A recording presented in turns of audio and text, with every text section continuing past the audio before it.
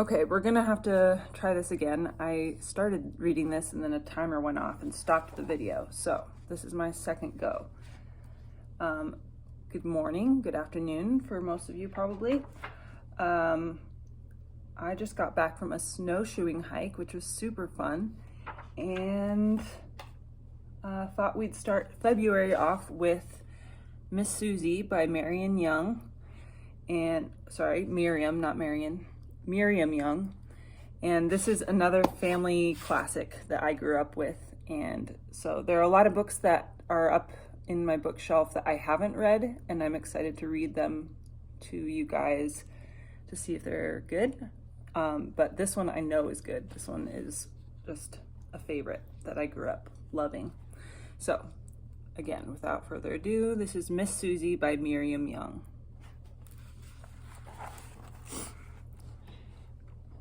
Miss Suzy was a little gray squirrel who lived all by herself in the tip top of a tall oak tree. She liked to cook, she liked to clean, and she liked to sing while she worked.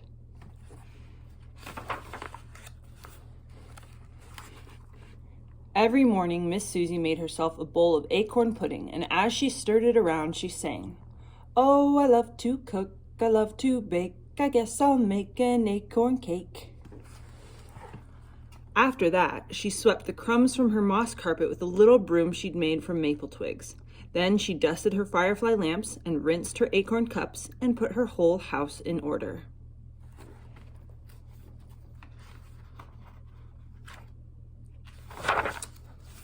At night,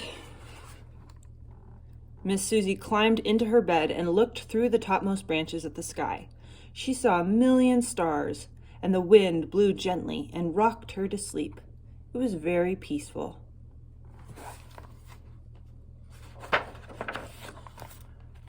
But one day, a band of red squirrels came jumping and chattering to the foot of the tree where Miss Suzy lived. They were quarrelsome fellows and liked fighting so much they even fought among themselves.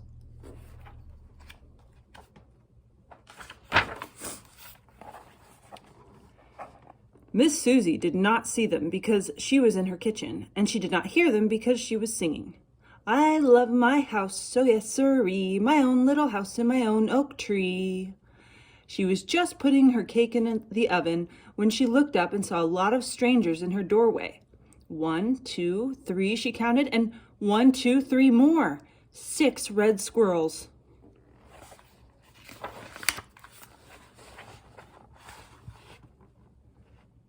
They chased her out of her little house. They broke her broom and threw out her acorn cups.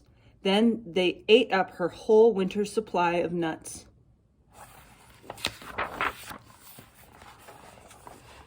Poor Miss Suzy. She didn't know where to go, and while she stood wondering what to do, it began to rain. She scampered up the nearest tree. It was a maple standing beside an old house. She ran out on a branch and dropped to the roof. The rain came down hard, and her fur was all wet. Shivering and cold, Miss Suzy scrambled down the chimney of the old house and out of a hole in the chimney and into the attic.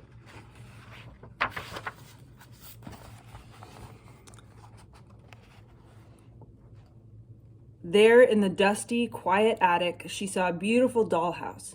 It was big enough for a whole family of dolls. She knocked at the door. There was no answer, so she peeped inside. Excuse me.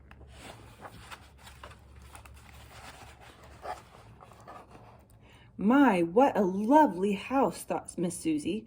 It's fit for a queen, but it needs a good housekeeper, so it's just the place for me. The flowered carpets were covered with dust, and cobwebs clung to the gold chandeliers.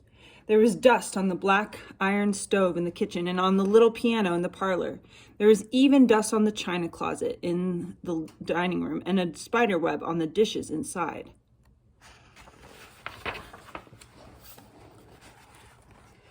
When it's cleaned, it will be a good house for the winter, said Miss Suzy to herself. But what a shame there's no one to share it with me. It's so big.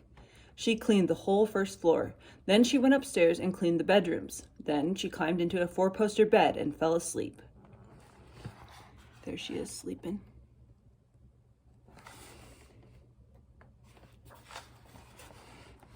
The next morning, Miss Suzy was hungry, and she left the dollhouse to go looking for nuts or seeds. On her way to the attic window, Miss Suzy saw a box.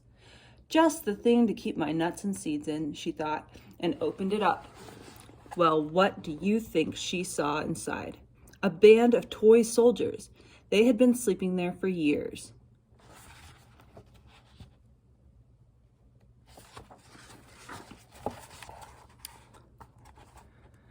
"Thanks for setting us free," said the captain, "and now I need a place for us to live." "Oh, do come stay with me," invited Miss Suzy. So the toy soldiers marched into the big dollhouse, and Miss Suzy took care of them like a mother. She cooked their meals in the little kitchen and served them in the dining room. At night, she told them stories and tucked them into the four-poster beds. The soldiers were very happy, and most of the time, Miss Suzy was very happy too, but not always. Sometimes she looked at the flowered carpets and the real china dishes and the gold chandelier, and she sighed, thinking of her plain moss carpet and her firefly lamps and her acorn cups. One night in spring, instead of telling the soldiers a story, she told them about her old home in the oak tree. Then she told them how the red squirrels had come and chased her away, and a tear rolled down her furry cheek.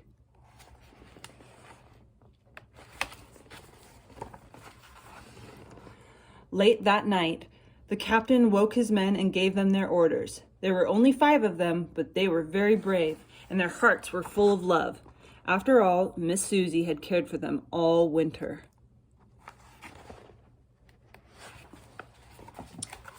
They marched up to the oak tree and scaled its trunk. The red squirrels were, as usual, fighting among themselves. They were making so much noise that they did not hear the soldiers until it was too late.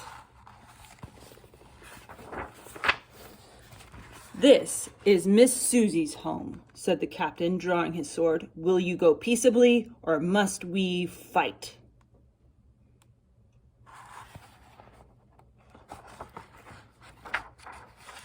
The red squirrels looked at the soldiers with their shining swords and brave faces, and one by one they scurried headfirst down the tree. "And don't come back," shouted the captain.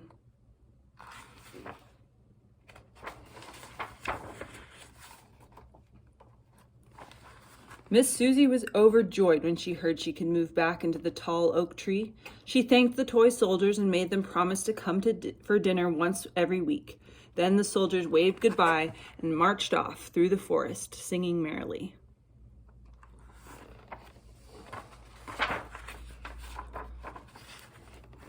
Miss Suzy had to work to make her old home as neat and cozy as it had been before, but she didn't mind.